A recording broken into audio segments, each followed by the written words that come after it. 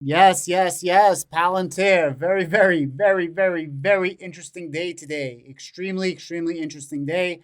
I thought it would be really, really good to just go over everything as it came out. You know what I mean? Shit is absolutely freaking bonkers what's currently happening with Palantir. Look at that beautiful hair, guys. Look at that beautiful hair. Look, look, look at the hair growing. Look how beautiful it is. La, la, la. Shit is bonkers. So, first and foremost, shout out to Chad Palantard. I actually heard this first from Crossroads. Shout out to Crossroads. But I will show you the Chad Palantard one instead because he has a lot of stuff that came out today. So we received a $60,900,000 contract. Now, this contract is for 3 years. It's starting today, 28th of 9/28/23, and it ends 9/27/26. This is for the NIH, the National Institute of Health, which probably gave Palantir about $1 billion worth of contracts already. It's absolutely freaking crazy, guys. Absolutely freaking bonkers in yonkers. Absolutely nuts. This is on the back of the massive $250 million 3-year contract by Army Command. And then what's crazy is this is absolutely crazy. So this is Foxglove. And Foxglove puts out a article that says that they are pausing their campaign. Now, everybody knows that we were supposed to get the NHS contract today, right? We were supposed to get the NHS contract. I guess that was delayed. And all of a sudden, Foxglove, which is funded by George Soros and like the biggest proponent, antagonizer against Palantir, comes out with this, which is interesting. Why we're leaving social media for now. There's always a fine line to walk using social media as a nonprofit who, as its core part of its work, fights the exploitation and monopoly power of the world's powerful social media companies. You're never far from hot take from the internet's finest keyboard warriors, so you sue Facebook, but you also use Facebook. Interesting. But our principles has been set. As long as social media remains an effective and coherent form of communication, we should use it to inform and explain our supporters. By the same token, we felt it made sense to engage only with the most influential social media, Facebook and Twitter.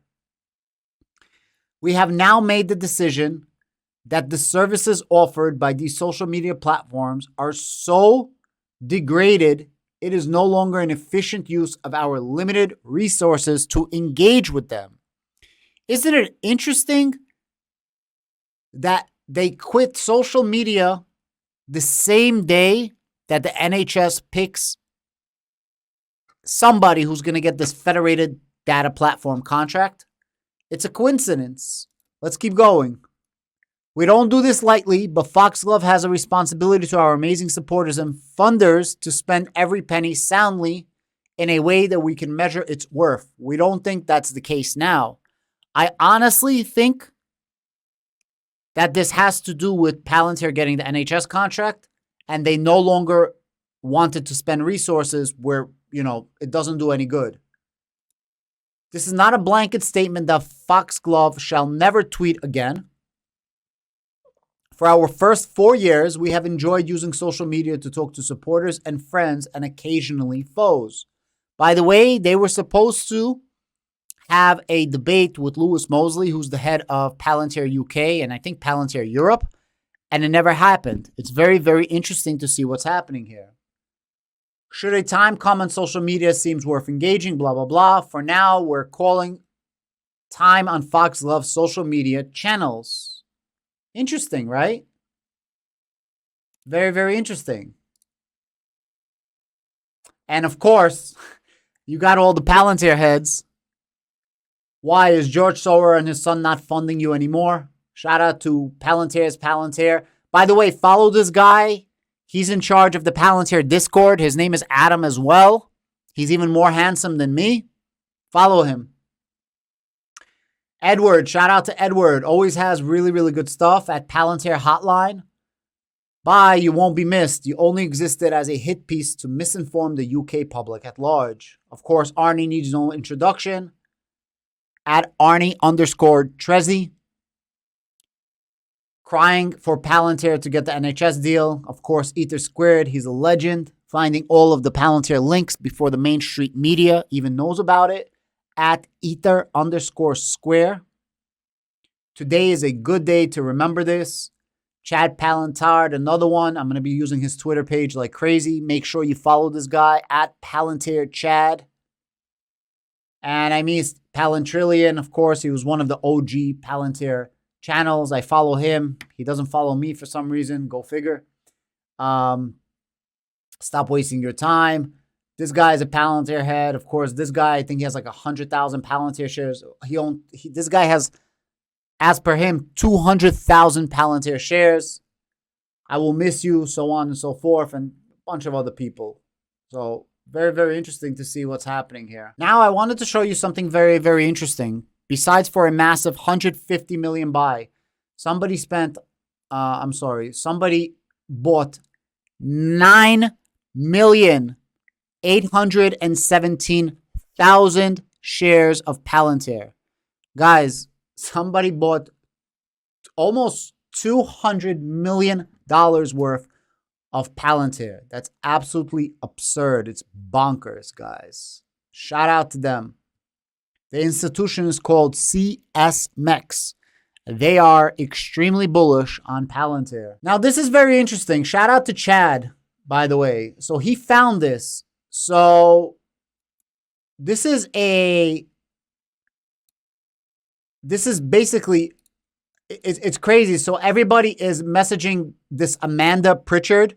So if you guys can read this, I don't know if you guys can read this. 1 second. Let me see if I can make this bigger.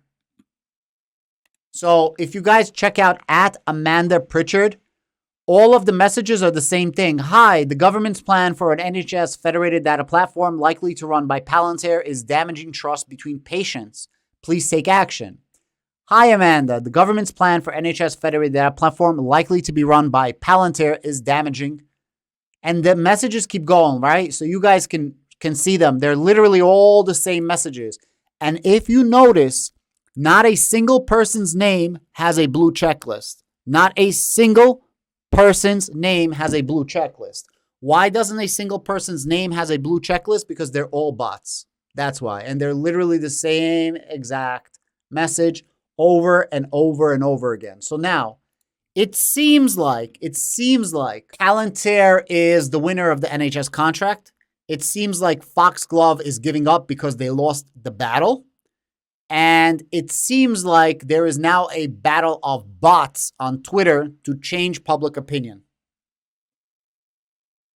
We all messaged Elon Musk. Let's see what he has to say. Very, very interesting. Now, there is an absolutely amazing, the best interview I have ever seen in Palantir between Shyam Sankar and Cathie Wood.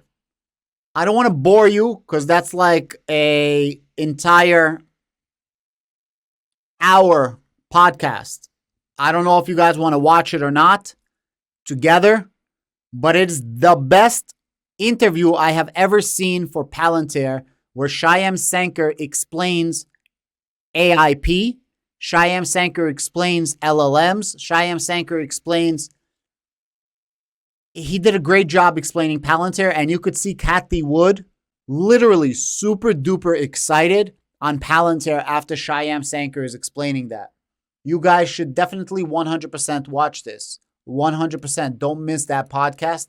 Matter of fact, I'm probably going to put out a video on that after this. Now, let's go take a look at Palantir. So Palantir had a beautiful week, guys. So far, Palantir is up 11%. And remember, in the beginning of the week, we absolutely tanked. For 1 month, we're up 8%. For 6 months, we're up 93%. Year to date, we are up 140%. For 1 year, we are up 106%, guys. 106%. It's absolutely freaking bonkers. You know, for the longest time, I said that I would buy more Palantir at $12, $11, $10, $13 range. But now at 15, 14, Palantir looks good. If Palantir would go back to 14, I would buy. Because I think at this point, Palantir at $14 is starting to become undervalued, which is crazy. Because like a week ago, I said Palantir at 14 was fairly valued. 14, 15, 16, fairly valued. 10, 11, 12, 13, undervalued. And 17, 18, 19, 20, overvalued. And now I believe 15, 16, 17, even 18 is fairly valued for Palantir because of the massive contract that look, let me tell you something, guys. The United States government is not just going to spend $250 million for 3 years. That's such a big contract. They're not just going to do that, guys. Also, there's a Bank of America report out there. The Bank of America report is by Mariana from Bank of America. I showed it the other day. If you guys want me to show you the report, I'll pull it up right now. And in that report, it says, Bank of America analyst Mariana was able to speak to a lot of customers using Palantir. And she said that the U.S. government, overwhelmingly, the DOD right now, is warming up for Palantir. And they believe that the challengers and competition of Palantir's ability to perform on par with Palantir is greatly exaggerated. That's in the report. I'm paraphrasing. I'll pull up the fucking report right now if you guys think I'm full of shit. I'm telling you what the report says. I did a live the other day and I showed you guys this. She also said that members of the DOD, different branches, specifically a colonel in the Air Force, said that if you take away Palantir, I will go to bat with the DOD funding that says we need Palantir. And then you have companies like Oracle, companies like Lockheed and Martin, and possibly companies like Anduril who are about to use Palantir Apollo, which a lot of people don't talk about. It's crazy. It's so crazy. And as per Shyam Sankar's interview, there's over 50 verticals, which means there's 50 different categories and subcategories and different businesses that Palantir is in besides for government. It's absolutely absurd. By the way, there was an interview by Alex Karp and nobody caught that. And unless I'm dreaming, he says that now we have 16% of all hospital beds running on Palantir in the United States. Last quarter, it was 13%. 2 years ago, it was zero. Zero. Palantir literally just came in and they took over. As per Shyam Sankar, he literally said that we are doing boot camps throughout the entire country showing companies what Palantir AIP can do. And he says in a matter of 5-day boot camp, we are onboarding customers using AIP and they are already seeing results at the end of the 5-day boot camp. Your benefit to time is outstanding for Palantir. Remember, Foundry used to take months to deploy.